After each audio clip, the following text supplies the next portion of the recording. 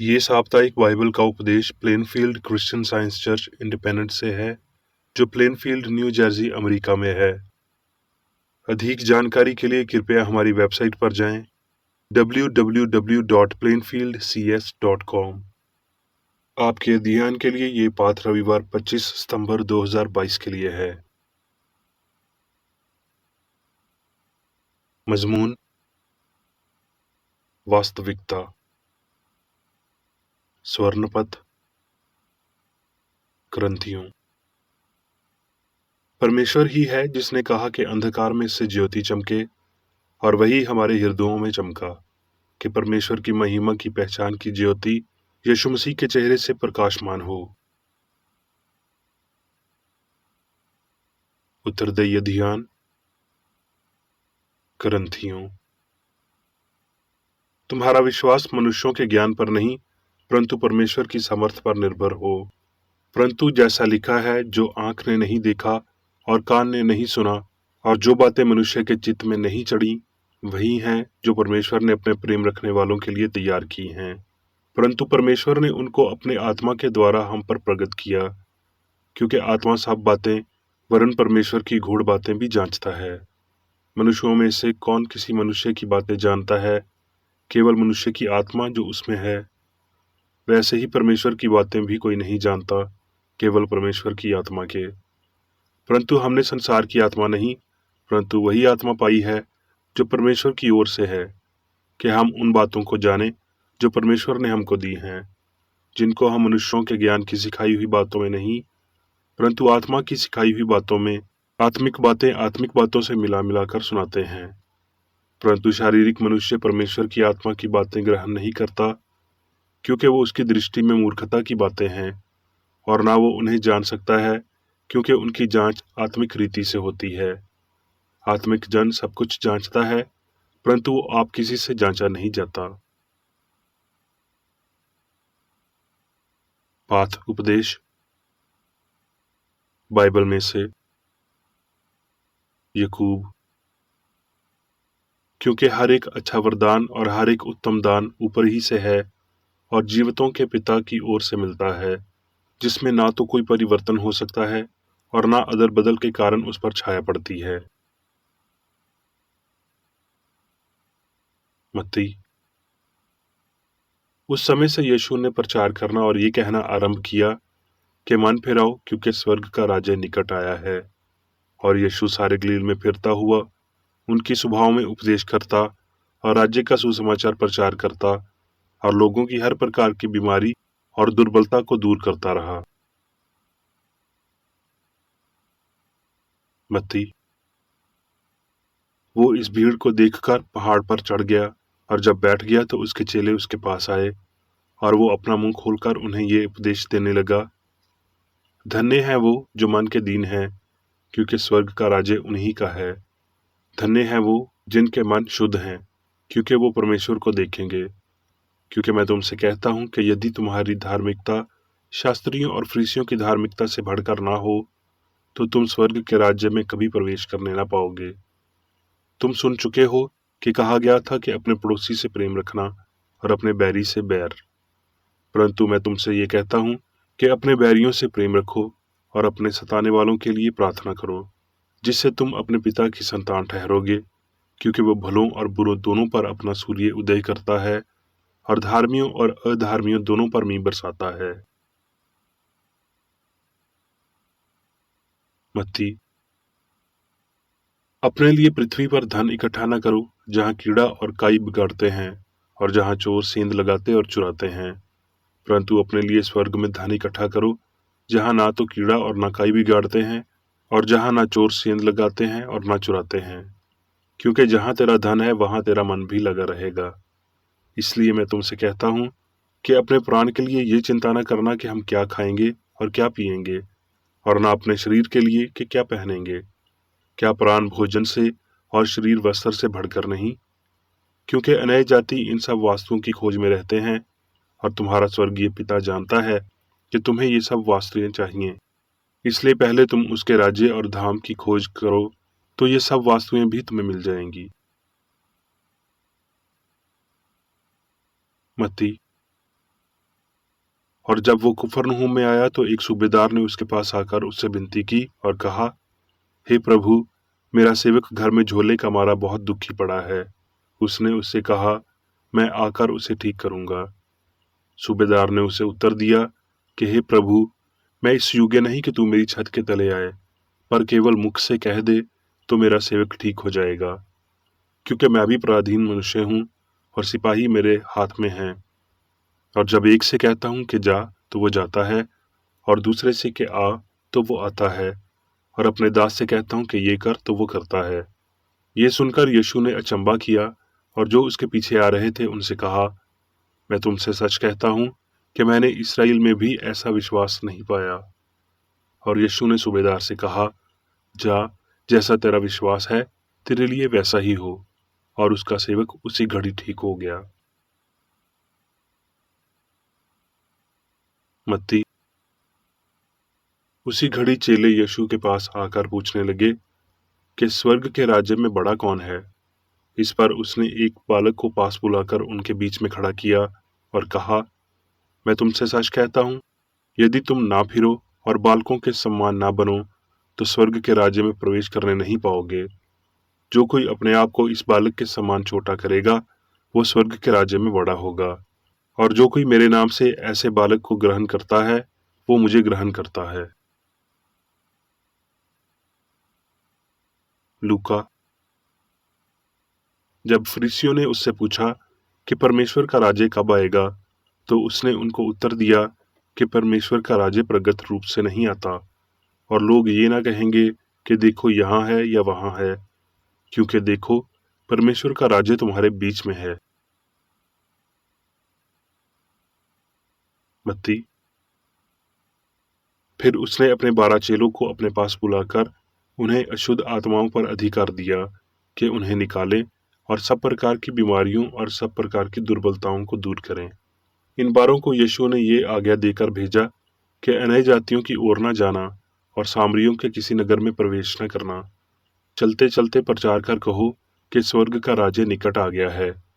बीमारों को ठीक करो, मरे हुओं को जलाओ, कोढ़ियों को शुद्ध करो, दुष्ट आत्माओं को निकालो। तुमने सेंता मंत पाया है, सेंता मंत दो।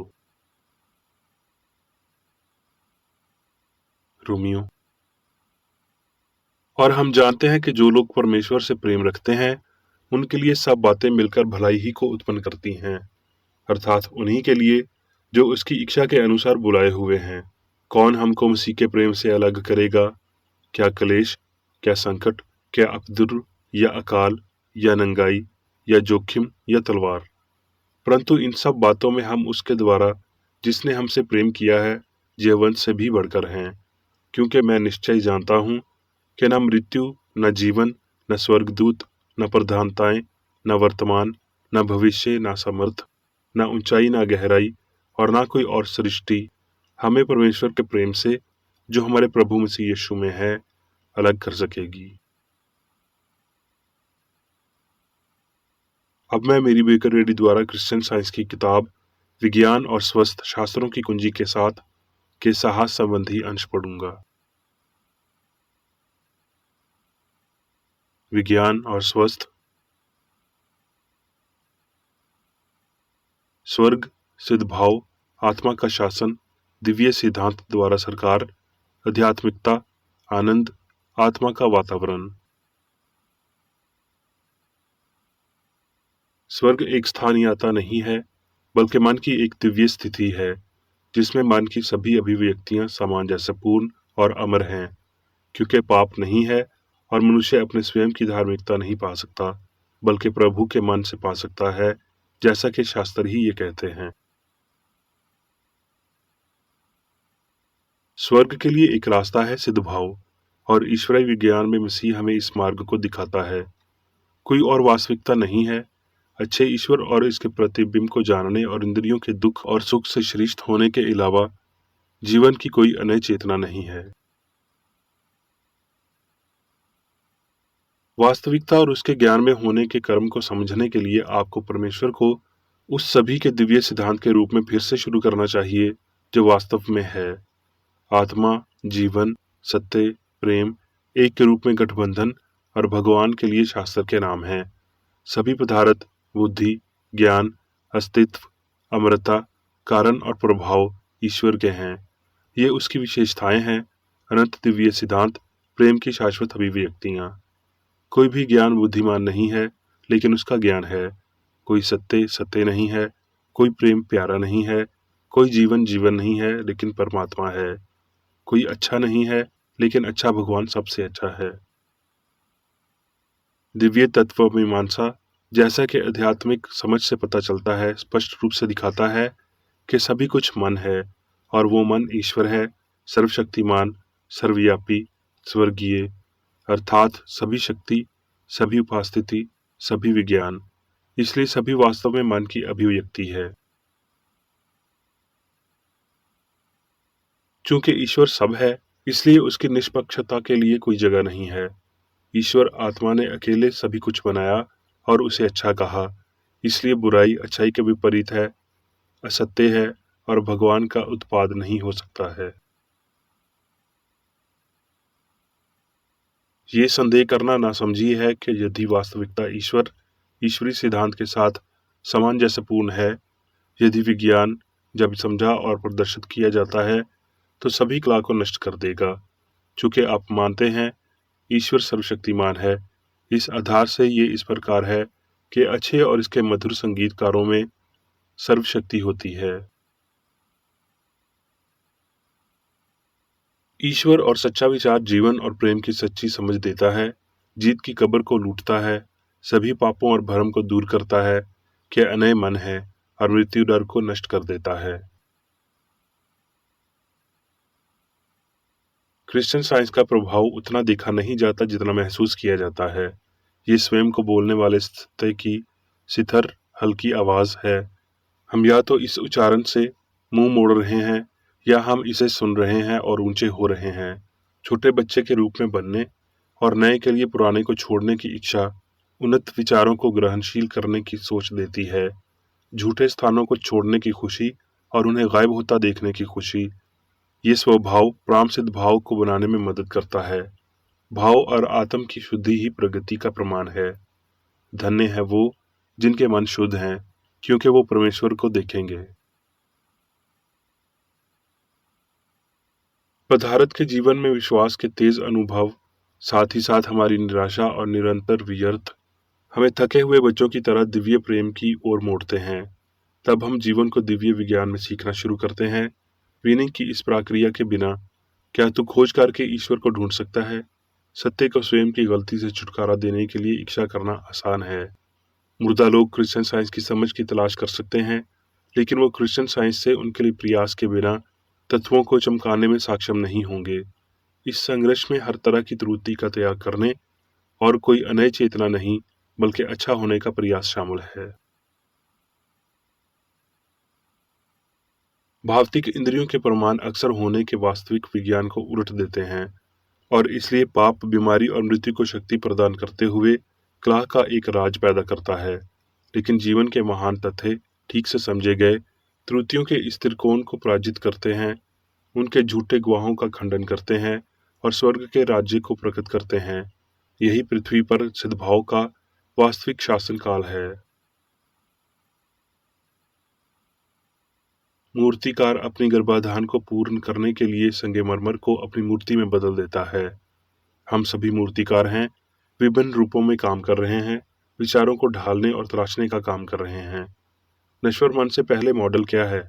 क्या ये अपूर्णता, आनंद, दुख, पाप, पीड़ा है?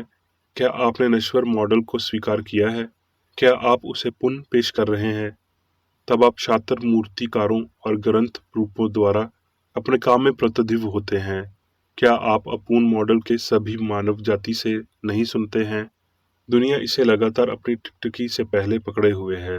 परिणाम ये है कि आप उन निचले पीड़न का पालन करने के लिए उत्तरदायी हैं, अपने जीवन अकाल को सीमित करते हैं और अपने अनुभव को नए रूपरेखा और सामग्री के मॉडल की विकृति में अपनाते हैं।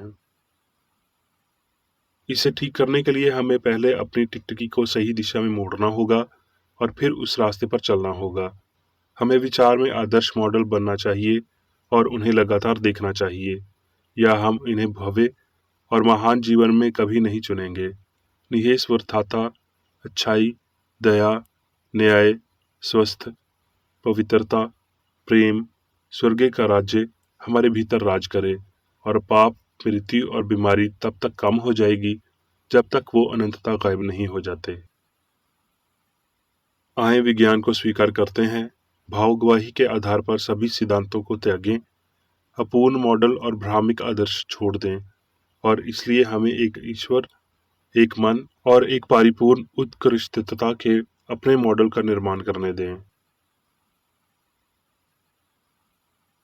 जैसा कि मूर्ति पूजक रोम की पुरानी कथाओं में देवता के एक अधिक आध्यात्मिक विचारों तक उपजेंगे, जब तक परिमित अनंत बीमारी को स्वस्थ नहीं देता, पवित्रता को पाप और परमेश्वर का राज्य आता है, जैसा कि ये स्वर्ग में है। जब परमेश्वर का राज्य पृथ्वी पर होगा तो हमारी तीर्थ यात्रा के दिन कम हो जाएंगे, क्योंकि सच्चा मार्ग मृत्यु के बदले जीवन की ओर ले जाता है, और संसारिक अनुभव त्रुटि की सत्यता और सत्य की अनंत क्षमताओं को प्रकट करता है, जिसमें परमेश्वर मनुष्य को सारी पृथ्वी पर प्रभुत्व प्रदान करता है। प्रिय पीड़ित, दिल थाम लो। इस वास्तविकता के लिए निश्चित रूप से कुछ समय में ये और किसी तरह दिखाई देगा। अधिक दर्द नहीं होगा और सभी आंसू मिटा दिए जाएंगे। जब आप इसे पढ़ें तो यीशु के इन शब्दों को याद रखें, परमेश्वर का राज्य तुम्हारे बीच में है। इसलिए ये आध्यात्मिक चेतना एक वर्तमान संभावना है। अब मैं मेरी बेकर रेड्डी द्वारा चर्च मैनुअल में दिए गए 3 दैनिक कर्तव्यों को पढ़ूंगा। दैनिक प्रार्थना। प्रत्येक दिन प्रार्थना करने के लिए इस चर्च के प्रत्येक सदस्य का कर्तव्य होगा, तुम्हारा राज्य आए, ईश्वरीय सत्य, जीवन और प्रेम के शासन को मुझ में स्थापित कर और मुझ पर शासन कर, और तेरा वचन सभी मनुष्यों के स्नेह को समृद्ध कर सकता है, उन पर शासन कर। आदेशों और कर्तव्यों के लिए एक नियम।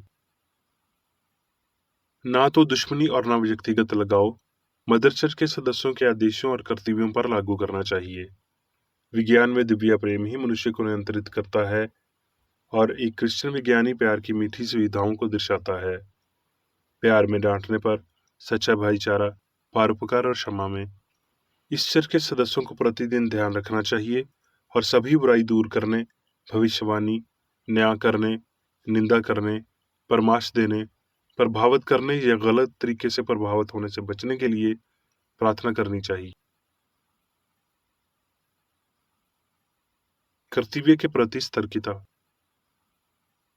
इस चर्च के प्रत्येक सदस्य का यह कर्तव्य होगा कि वो प्रतिदिन आक्रामक मानसिक सुझाव से बचाव करे, और भूलकर भी ईश्वर, नेता और मानव जाति के प्रति अपनी कर्तव्य की उपेक्षा नहीं करनी चाहिए।